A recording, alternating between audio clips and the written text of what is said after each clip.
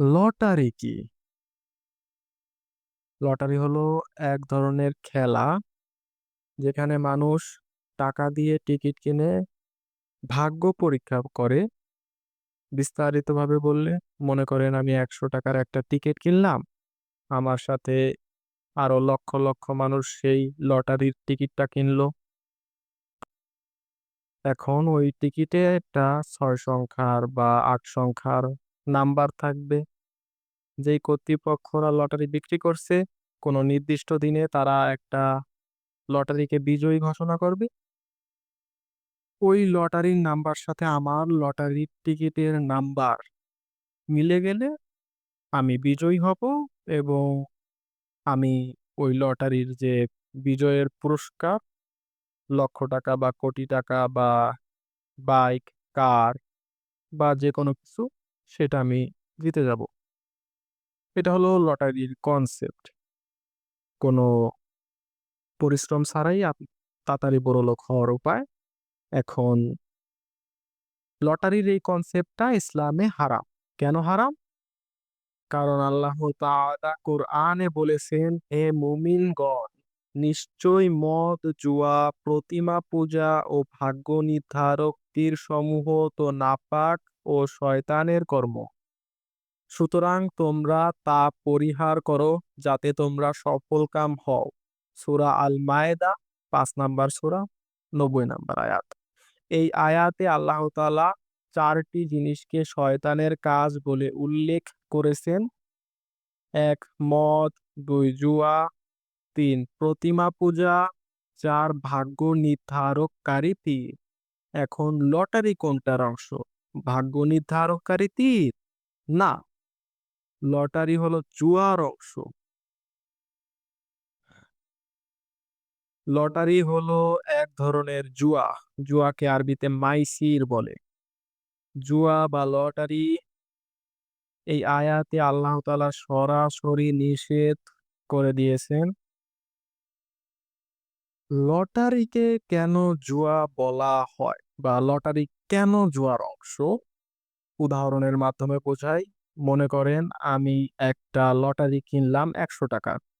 এখন আমার সাথে আরো লক্ষ লক্ষ মানুষ ওই লটারি কিনবে।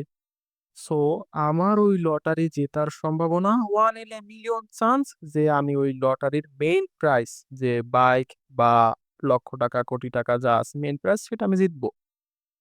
অর্থাৎ আমি যে ১০০ টাকার লটারি কিনছি আমার ওই ১০০ টাকা একটা রিস্কে আছে যে হয় আমি ওই ১০০ টাকার লটারি কিনে একটা বাইক জিতবো বা কোটি টাকা জিতবো, না হলে আমি কিছুই পাবো না। হয় আমি কিছু পাবো, না হয় আমি কিছুই পাবো না। অর্থাৎ জেতা বা হারার সম্ভাবনা ঠিক নাই। যেকোনো কিছু হইতে পারে। এটা হলো একটা ভাগ্যের পরীক্ষা এবং এই যে একটা রিস্কে আছে আমার ১০০ টাকা, এটাকে বাংলা ভাষায় বলে জুয়া, ইংলিশে বলে গ্যাম্বলিং, আরবিতে বলে মাইসির। জুয়ার আরো অন্যান্য বৈশিষ্ট্য হলো অন্যের ক্ষতির উপর নিজের লাভ, যেটা হলো জুয়ার মূল বৈশিষ্ট্য। এবং লটারিতে এটা দেখা যায়। কারণ হাজার হাজার মানুষ তাদের টাকা দিয়ে লটারি কিনতেছে, কেউ কিছু পাইতেছে, কেউ কিছু পাইতেছে না। কিছু সংখ্যক মানুষই কিছু পায়, কিছু সংখ্যক মানুষই কিছু পায়। যেমন আপনি যদি কিছু জিতেন তাহলে কিন্তু হাজারো মানুষ তাদের লটারির টাকা হারাইতেছে, তারা কিছুই পাইতেছে না। সেই ক্ষেত্রে এটা হলো জুয়ার মূল বৈশিষ্ট্য যেটা লটারিতে দেখা যায়। আরেকটা জুয়ার বৈশিষ্ট্য হলো মানুষ বারবার লটারি খেলে। লটারিতে আসক্ত হয়ে যায়, ভাবে এইবার হয়তোবা জিতে যাবো। আ এই যে বারবার লটারি খেলে আসক্ত হয়ে যায়, এই আসক্ত হয়ে যাওয়া জুয়ার অন্যতম একটা বৈশিষ্ট্য। মূল কথা, লটারি হলো এক ধরনের জুয়া। আল্লাহ তাআলা এটাকে শয়তানের কাজ বলেছেন এবং এ থেকে দূরে থাকতে বলেছেন। আমাদের এটা থেকে দূরে থাকতে হবে। সহজ কথা। এখন আমরা আসি ডিজিটাল লটারিতে। ডিজিটাল লটারি বলতে আমি যা বুঝাইছি সেটা হইলো কোনো প্রোডাক্ট কিনার মাধ্যমে লটারিতে অংশগ্রহণ করা। আপনি কোনো প্রোডাক্ট কিনবেন, কর্তৃপক্ষরা আপনাকে লটারিতে অংশগ্রহণ করাবে। যার পুরস্কার আবারও বাইক, লাখ টাকা, কোটি টাকা। যাই হোক, বর্তমানে এটা খুব চলতেছে। আতর বিক্রেতা বের হইছে অনেক। পুরস্কার বাইক, উমরা হজ, আরো অন্যান্য কত কিছু। সো আমরা উদাহরণের মাধ্যমে বুঝি যে আমি আতর কিনলাম, কর্তৃপক্ষরা আমাকে একটা লটারিতে দিয়ে অংশগ্রহণ করাইলো এবং সেইখান থেকে আমি বাইক বা অন্যান্য যে পুরস্কার আছে সেগুলো আমি জিতবো। এটা হলো বর্তমানে ডিজিটাল যেই লটারি চলতেছে সেটার কথা বলতেছি। এখন এটা জায়েজ না হারাম সেটা সম্পর্কে স্কলারদের মধ্যে মতবাদ রয়েছে। অনেক স্কলারের মতে এইটাও হারাম, এইটাও নিষিদ্ধ কাজ, এ থেকে দূরে থাকা উচিত। এটায় কোনো রকমই অংশগ্রহণ করা উচিত হবে না। এখন কিছু সংখ্যক স্কলার আছে, নির্দিষ্ট সংখ্যক স্কলার যারা বলে সত্য সাপেক্ষে, কিছু সত্য সাপেক্ষে এইটা হারাম না। সত্য সাপেক্ষে। সত্য কি? নিয়ত ও মূল্য। নিয়ত মূল্য কি? আসতেছি। নিয়ত কি? নিয়ত হলো যে আমি যেই প্রোডাক্টটা কিনতেছি আমার জেনুইনলি সত্যিকারে আমার ওই প্রোডাক্টটা দরকার। লটারি থাকুক বা না থাকুক তাতে আমার কিছু যায় আসে না। আমি ওই প্রোডাক্টটা এমনিও কিনতাম। সেক্ষেত্রে আমার মাথায় কোনো লটারির চিন্তা নাই। দ্বিতীয় শর্তটা হলো মূল্য। মানে আমি যে নির্দিষ্ট প্রোডাক্টটা কিনলাম সেটার মূল্য কেমন? লটারির যে প্রধান পুরস্কার বাইক বা যাই হোক মূল্যবান পুরস্কার, সেই মূল্যবান পুরস্কারের কারণে আমার যেই প্রোডাক্টটা কিনা হইতেছে সেই প্রোডাক্টের মূল্য সে বৃদ্ধি করছে কিনা। এখন আমি একজন ছাত্র, আমার খাতা কলমের প্রয়োজন আছে যা আমার কনস্ট্যান্টলি কিনতে হয়, নিয়মিতভাবেই কিনতে হয়। ধরেন আমি দোকান এ থেকে আমার যে খাতা কলমের প্রয়োজন হয় সাধারণত কিনে থাকি কারণ দোকানে আমার থেকে কাছে। এখন একদিন দোকান বি একটা অফার দিল যে তাদের এইখান থেকে নির্দিষ্ট পরিমাণে খাতা কলম কিনলে একটা লটারিতে অংশগ্রহণ করা যাবে।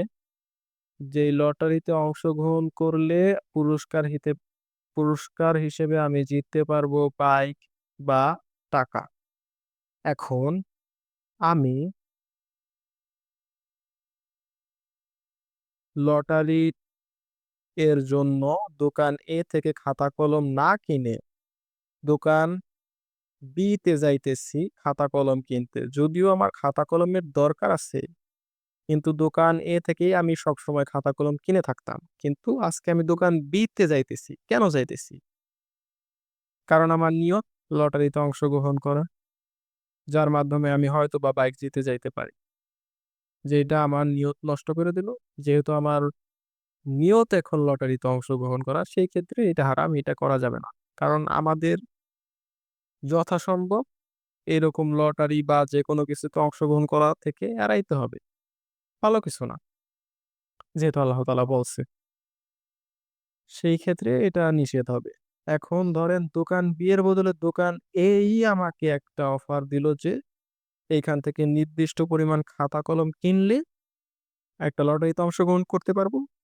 যার পুরস্কার হিসেবে আমি পাবো বাইক, টাকা পয়সা, হাবিজাবি হাবিজাবি যেকোনো কিছু। উমরাহ, হজ অনেক কিছুই দেয় আজকে।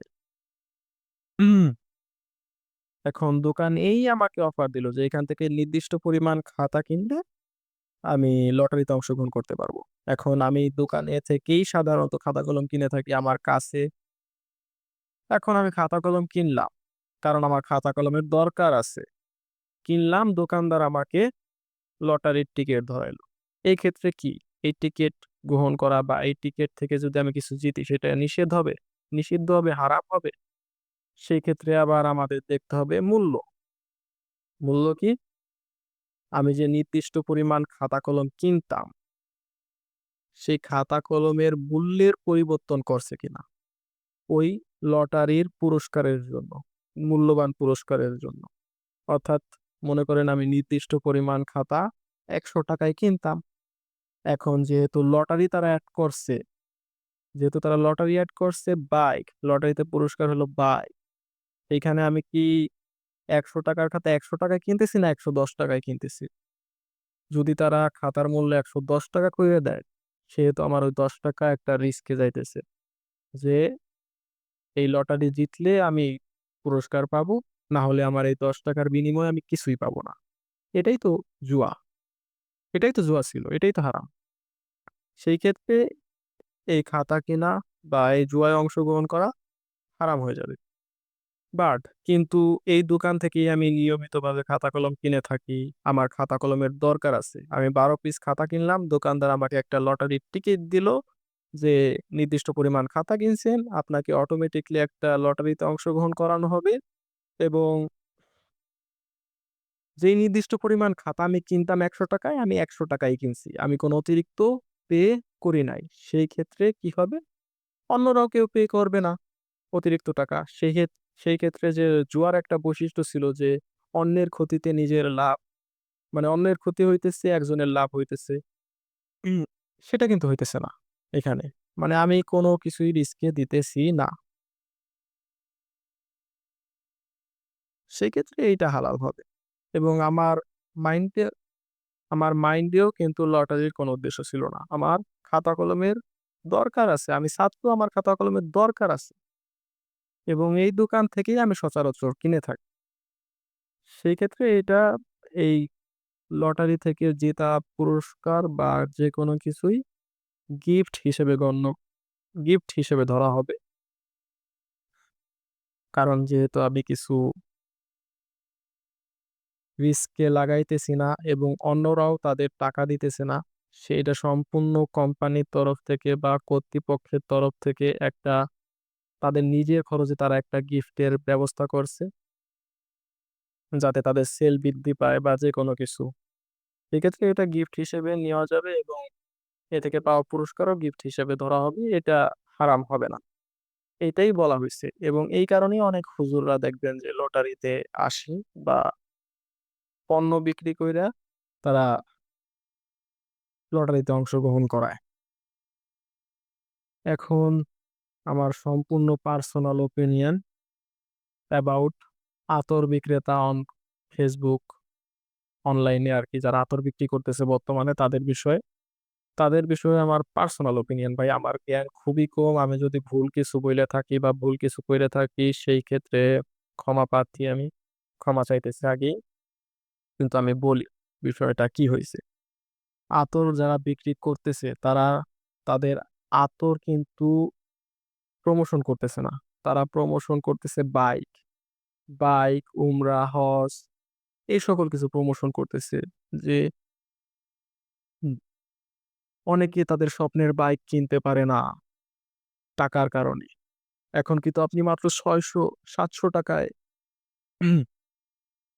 ৳৬০০-৭০০ এই বাইক পেয়ে যেতে পারেন। ঠিক আছে? তারা তা তারা তো আপনাকে আতর বিক্রি করতেছে না। তারা তো আপনাকে স্বপ্ন বিক্রি করতেছে। তারা তাদের আতরের মার্কেটিং করতেছে কি দেখাইয়া? লটারি দেখাইয়া। সেই ক্ষেত্রে আমি কোনোভাবেই মনে করি না আপনার এটাতে অংশগ্রহণ করা উচিত। কারণ এটা লটারি হিসেবেই গণ্য করা হবে এক হিসেবে। লটারি জুয়া হিসেবেই গণ্য করা হয়। আরো মূল্যের বিষয়ে যদি আমরা আসি, তারা যে আতর বিক্রি করে, প্রিমিয়াম কোয়ালিটির আতর, ঠিক আছে? বানাইতে তাদের সর্বোচ্চ ৳২০০-৩০০ খরচ হবে। একেকটা আতরের পিস বানাইতে তাদের ৩০, ১০-২০ মাইনাস প্লাস কইরে নেন। সর্বোচ্চ ৳৩০, ৳৫০ এরকম হবে।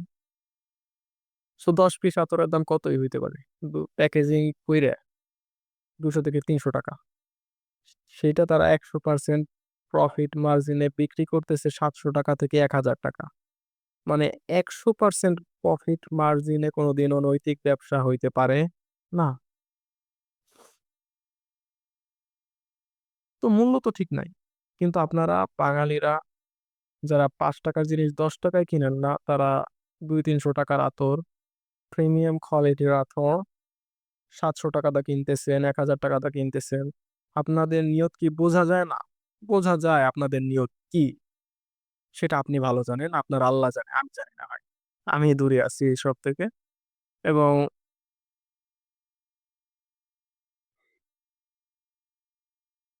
আমার সবচাইতে পার্সোনাল ওপিনিয়ন বলে শেষ করি যে, আমি মনে করি এসব থেকে দূরে থাকাই উত্তম এবং এটা জুয়াই এক হিসেবে ধরে নেন।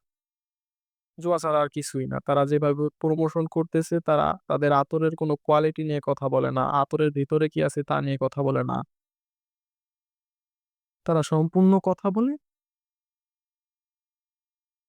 বাইক, পুরস্কার, হজ, উমরাহ এগুলা নিয়ে। ভাই আপনি লটারিতে যদি উমরাহ জিতেন, ওই লটারির মাধ্যমে যদি উমরাহ জিতেন, ওই উমরাহ পুরস্কার হিসেবে গ্রহণ করাও আপনার জন্য হারাম। কারণ লটারিই হারাম। তার পুরস্কার গ্রহণ করাও আপনার জন্য হারাম। সো উমরাহ মানেই তো হালাল কিছু না। বোঝা লাগবে। আমি কোনো মুফতি না বা আমি কোনো মাদ্রাসা ছাত্রও না। বাট আমি এই পর্যন্ত যত রকমের তথ্য সংগ্রহ করেছি, তার মাধ্যমে আমি যেটা বুঝতে পারি যে তারা যে আতর বিক্রি করতেছে বা যে রকমের লটারির ব্যবস্থা করতেছে, সেটা আসলে ভালো কিছু না এবং জুয়া হিসেবেই বলা যায়। ভালো বড় স্কলাররা বলতে পারবে। আর বাংলাদেশের অধিকাংশ হুজুররা আসলে এই সকল বিষয়ে কথা বলে না। তারা কন্ট্রোভার্সি তে জড়াইতে চায় না, বাট কিছু করার নাই। একজন হুজুর দাড়ি, টুপি, পাঞ্জাবি পরা হুজুরই ধরে নিলাম। সে আইসা যদি এরকম লটারিওয়ালা জিনিসকে তাকদীরের সাথে তুলনা করে, আসলে এটা খুবই ঘৃণনীয় জিনিস আমি মনে করি। এটা কোনোদিনও ভালো জিনিস হইতে পারে না। কারণ আমাদের এই সকল জিনিস থেকে দূরে থাকাই উত্তম আমি মনে করি।